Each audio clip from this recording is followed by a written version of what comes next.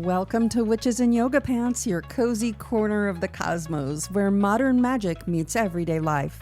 We're here to explore magic, mindfulness, and personal growth with a grounded, no-fluff vibe. Whether you're into moon rituals, tarot spreads, or just trying to survive Mercury retrograde, you are in the right place. So get ready to disrupt some old patterns, explore what it means to reclaim your power, and remember who you really are. So pull up your yoga mat, light a candle, and let's get into it. Well, hello and welcome back. I'm really glad you're here.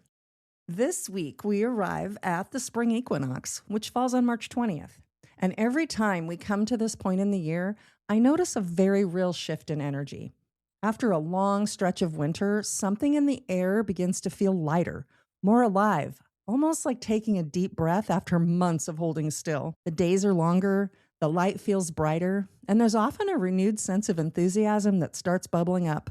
It's that urge to get my hands in the soil, to open the windows and start planting ideas or projects that have been quietly waiting for their moment. There is something about this turning point in the seasonal cycle that wakes us up a little, because it marks a very real shift in the rhythm of the earth. If you listened to the Lunar New Year episode earlier this year, we talked about the symbolism of fire horse energy. That sense of forward movement, vitality, courage, and momentum that encourages us to step into life a little more boldly. What I find fascinating is how naturally that energy seems to echo the rhythm of spring itself. The return of light brings warmth, movement, and a reawakening of life all around us. And it often stirs that same spark within us as well. You might feel it as a renewed motivation, curiosity, creativity, or simply the desire to move, build, plant, and begin again. In many ways, the energy of spring mirrors that fire horse spirit, alive, enthusiastic, and ready to move forward after a long inward season of winter. The word equinox comes from the Latin word for equal night, and that's exactly what's happening on this day. The hours of daylight and the hours of darkness stand in balance with one another. For just a moment in the great turning of the planet, light and dark hold equal space. After this point, the light begins to gain ground. The days grow longer, the sun lingers in the sky a little later each evening, mornings arrive a little earlier.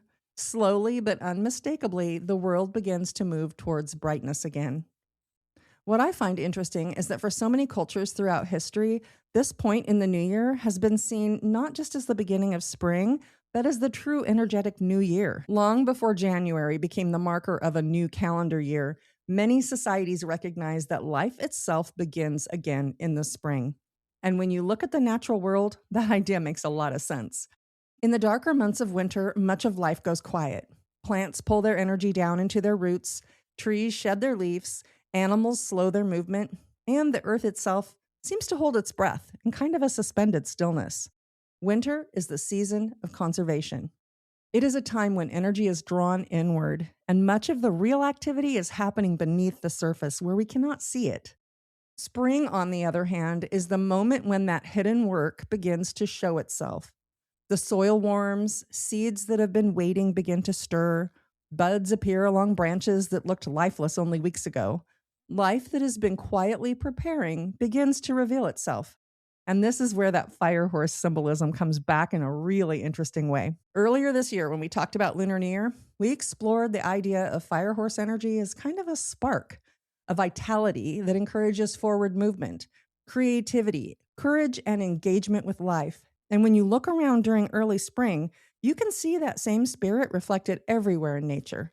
There's kind of a boldness in nature this time of year, a willingness to rise, to stretch towards the light, to move forward because the conditions are finally supportive enough for life to begin expanding again. And in many ways, our energy begins responding to that same shift. After the quieter and often more introspective months of winter, it's very common to feel a renewed sense of enthusiasm beginning to rise. Ideas that felt distant or unclear might start feeling exciting again. Projects that sat quietly in the background may suddenly feel possible. Even our bodies often respond with a desire to move more, to spend more time outside, to reconnect with the world in a more active way. Part of this is energetic, but part of it's also biological. As the days grow longer and we're exposed to more natural light, our circadian rhythms begin to adjust. Our brains shift the production of certain hormones and neurotransmitters And many people experience an increase in energy, motivation, and overall sense of vitality. The body recognizes that the environment is becoming more supportive of activity and growth. Even if we're not consciously tracking the seasonal shift, our systems are responding to it. But one of the things I think it's important to remember is that spring energy doesn't arrive all at once. Just as the light increases gradually day by day, our own sense of readiness tends to unfold in stages. This is where the concept of honoring our individual design becomes incredibly helpful. From a human design perspective, we're not all meant to respond to seasonal changes in exactly the same way. Some people feel energized by the rising activity of spring almost immediately, while others may feel the world speeding up around them before they're personally ready to match that pace. Generators and manifesting generators, for example, may begin to notice their sacral energy responding more strongly as opportunities to engage appear again. There can be a renewed sense of life force in the body that makes action and participation feel exciting. Projectors may experience the shift more through interaction and recognition, noticing where invitations begin appearing and where their guidance becomes more needed as others step into motion.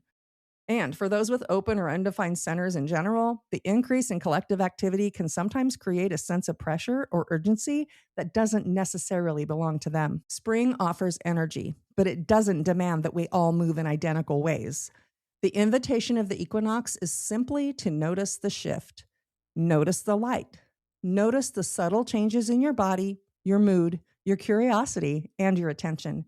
And notice what feels ready to grow. When we look again at nature, we can see that growth does not occur through force. Plants do not rush themselves into bloom because the calendar says it's time. They respond to the conditions around them. They grow when the soil is warm enough, when the light is sufficient, and when the environment can support their expansion. There is wisdom in that. Rather than pushing ourselves to define everything about the months ahead, we can allow the increasing light of spring to reveal what is naturally emerging in our lives. Sometimes that emergence looks like creative ideas returning. Sometimes it looks like renewed energy in relationships or community. Sometimes it looks like the courage to begin something new that has been quietly waiting. And in its own way, that courage is very much part of the fire horse energy we talked about before. The small but powerful spark that encourages us to step forward into life after a season of rest and shedding old skin.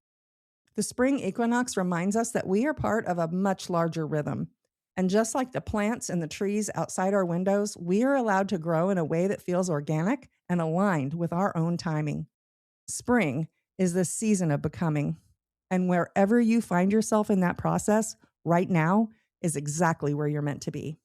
So until next time, take care of yourself, stay curious about what is unfolding around you, and allow the returning of the light. Take what you've heard today even further by joining my newsletter community. Each week, you'll receive journal prompts and reflections connected to the episode that are designed to guide you in bringing these conversations off the podcast and into your own journey.